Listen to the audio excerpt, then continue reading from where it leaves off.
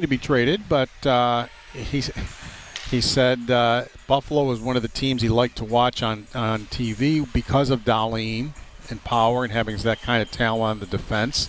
He said he's actually picked some things up by watching them and enjoy that. And, of course, got to know Tage Thompson very well at the World Championship, and they've already been in touch. And he said Tage didn't have anything bad to say at all about this team. He said he was really excited about it and got him excited about coming here. And, of course, he's from the New Hampshire area around Massachusetts, so he said he's always been out west, so this is great for his parents to be able to get to games and come to games. And he might have had the best period of his hockey career here in Buffalo last December. He began with a fight with Mallenstein, and then he used his bazooka of a shot to score a goal. And then he completely turned Peterka around. Peterka just weakly waved at him as he went by and then set up Schmaltz for a tap-in goal, all in the second period. He had the Gordie Howe hat trick. This was the game that was an afternoon game the day after the palm trees in Texas news conference. Yeah, we lost. Yeah. Yeah. It was, did he wave to Peterka in the sky today?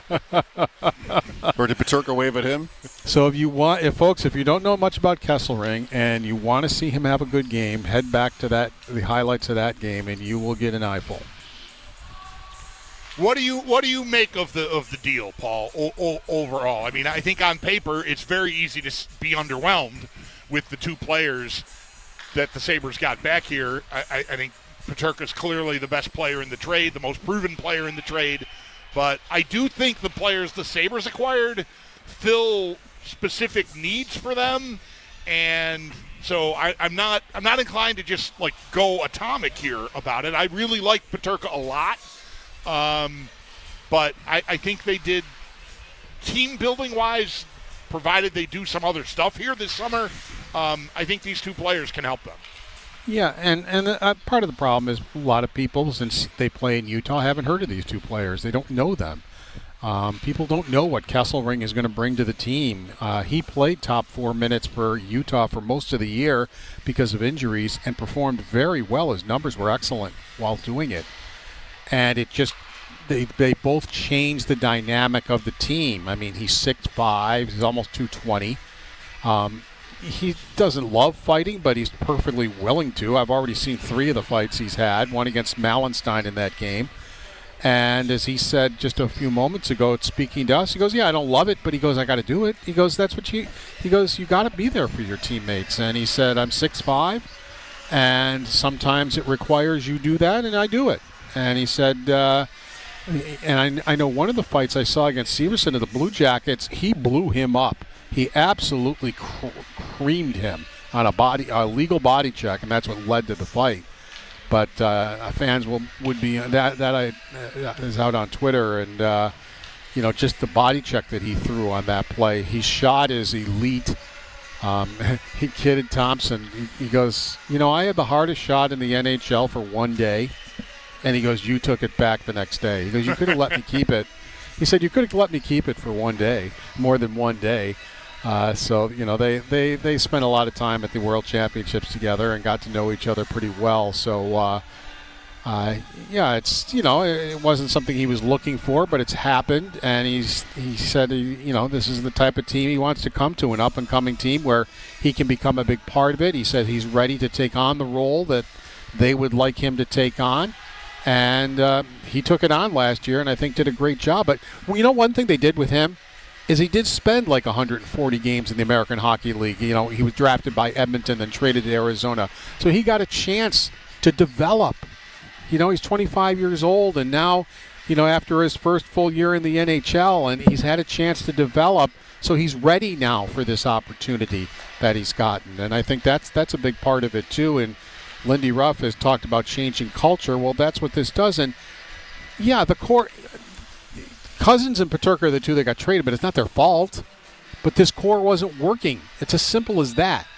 And they're the ones that happened to be traded. One wanted to stay desperately, and the other didn't. But, they're the ones that got traded. But this wasn't working.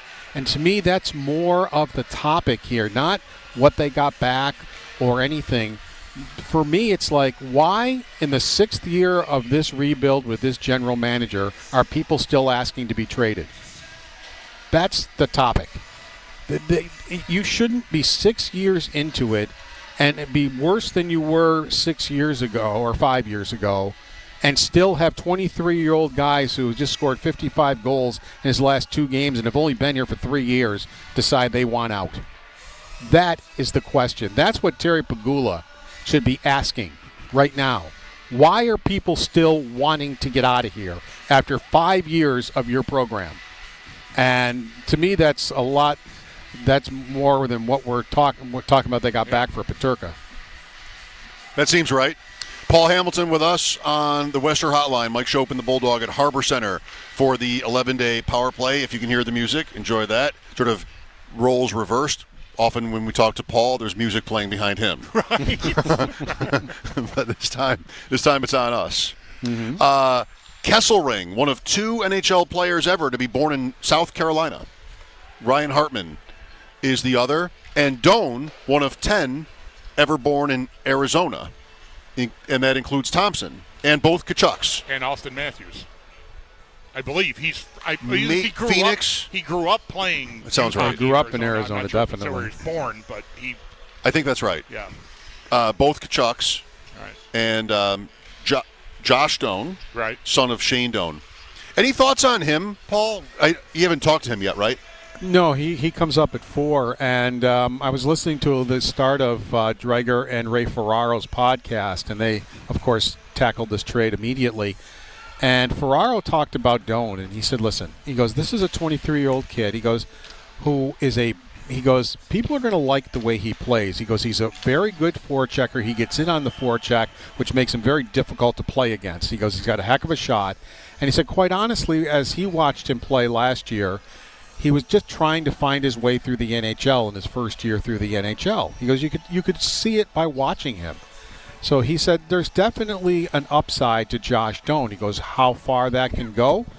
He goes, that's going to be up to his development and everything. But he just talked about his first year in the NHL, and there were signs that showed him that maybe he could be a good number 3 winger on your team, or somebody like that can turn into a fairly decent player for them. And again, it just changes the culture of this team.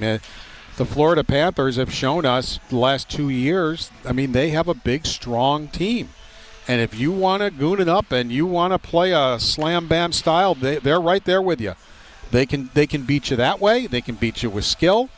They can beat you any way you want to play it. And of course, it's a copycat league, and the Sabres have almost none of that. And the Sabres are very easy to play against because they have smaller players, and that's what they drafted. They went out and drafted a bunch of smaller players who are starting to make the NHL, but that's not what's working in the NHL right now. Yeah, that's part of the reason why I know some of the fan base is really fired up about a report from Michael Russo, longtime Minnesota Wild beat guy, that the Wild wanted Peterka and that Rossi was the key piece in the trade coming back the other way. And we talked with Chad DiDomenicis about this, I think, the other day, and I think he and I agreed. Like, I don't want to put words in Chad's mouth, but for myself, I like Rossi fine as a player and as an offensive player and maybe even a 200-foot player, but he's 5'9".